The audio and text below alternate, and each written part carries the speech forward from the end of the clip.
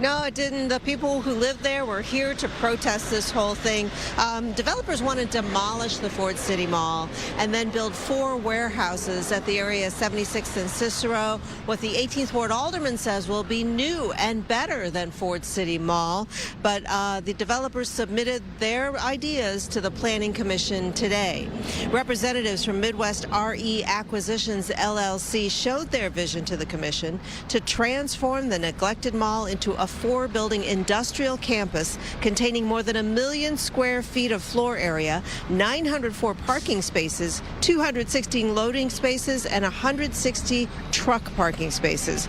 Ford City Mall was ordered closed in June due to unsafe conditions. About a dozen stores operated there at the end, including JCPenney. The developers say their project is a $200 million investment, providing construction and permanent jobs and redeveloping underutilized property. But 18th Ward residents have been against this kind of development, saying it's bad for the neighborhood. The project therefore requires a transparent cumulative air and noise review. Residents also fear long-term commercial decline. Replacing shopping district zoning with single-purpose industrial development could weaken Ford City's commercial identity and reduce future opportunities for retail, restaurants, hospitality, entertainment, community services, and mixed-use investment.